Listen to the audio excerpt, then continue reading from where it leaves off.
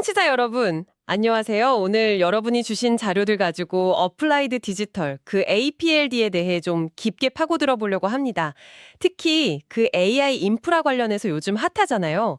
코어웨이브하고 맺은 장기 계약. 이게 핵심인데 이 계약 소식이 주가에는 어땠는지 또 뭐 단기 수익 중기 관점에서는 어떤 의미가 있을지 VPAR, 리듬 분석 이런 기법들 써서 같이 한번 살펴보겠습니다. 바로 시작할까요? 네, 안녕하세요. 그 어플레이드 디지털 말씀하신 코어위브랑 15년 계약 이거 정말 시장에서 엄청 주목받았죠. 근데 사실 헤드라인만 볼 게 아니라 그 뒤에 있는 진짜 데이터들 있잖아요. 뭐 재무 상태라든가 기술적 지표들 그리고 자료에서 자꾸 나오는 그 시장의 리듬 이런 걸 다 같이 봐야 하거든요. 이번에 얘기 나누면서 이 뜨거운 관심 속에서 뭘 좀 조심해야 할지 그걸 좀 명확히 짚어보죠. 역시 제일 눈에 띄는 건 그거 같아요. 계약 발표하고 주가가 그냥 하루 만에 50%가 뛰었더라고요.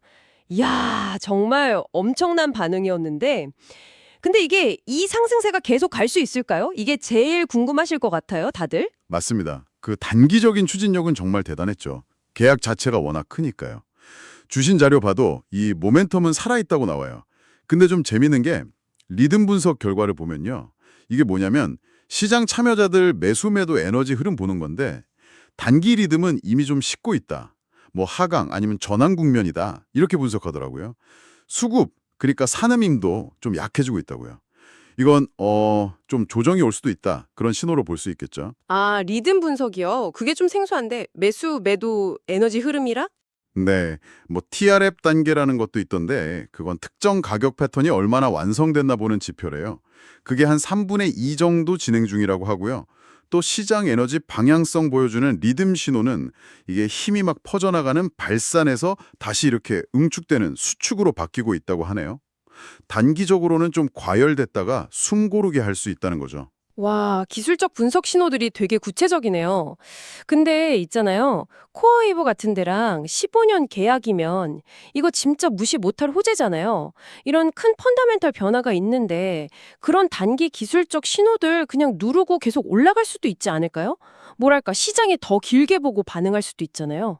아, 네. 아주 좋은 지적이세요. 바로 그게 지금 어플라이드 디지털을 둘러싼 어떤 핵심적인 긴장감, 뭐 그런 거라고 할 수 있습니다.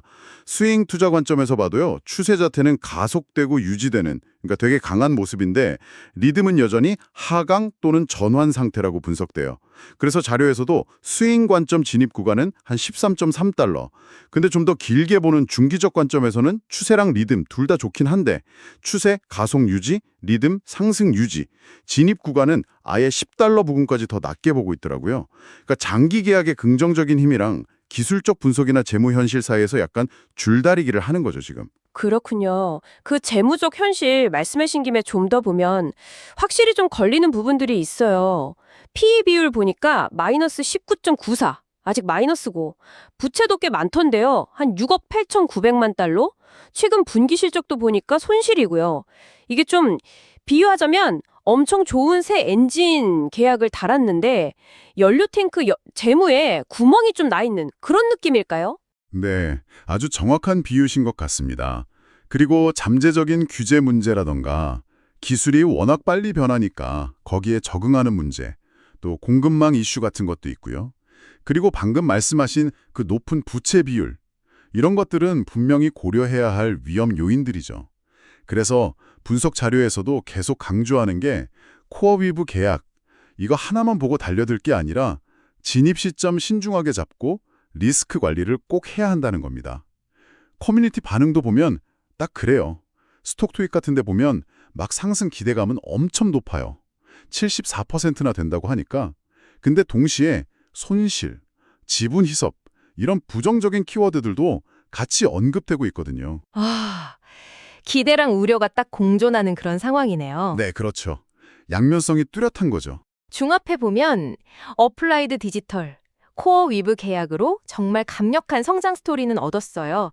근데 그 뒤에는 단기적으로 좀 조정받을 수 있다는 기술적 신호도 있고 재무 구조도 아직은 좀 불안하고 여러 사업 위험도 남아있고 그런 거군요.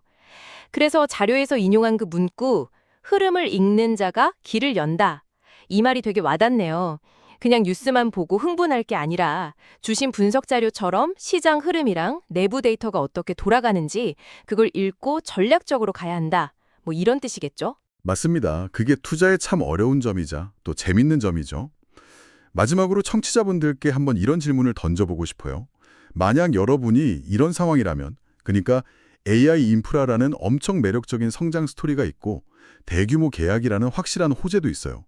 근데 동시에 재무적으로는 좀 약하고 기술적 분석에서는 경고 신호도 나오고 이런 리스크 사이에서 어떻게 균형을 잡고 투자를 결정하시겠어요? 앞으로 좀 비슷한 고성장인데 고위험인 그런 기회들을 보실 때 그냥 표면적인 뉴스만 보지 마시고 그 뒤에 숨어있는 이런 심층적인 데이터 분석들 그리고 그것들이 서로 어떻게 영향을 주고받는지 이런 걸 좀 종합적으로 생각해 보시면 훨씬 현명한 판단을 내리시는 데 큰 도움이 될 겁니다.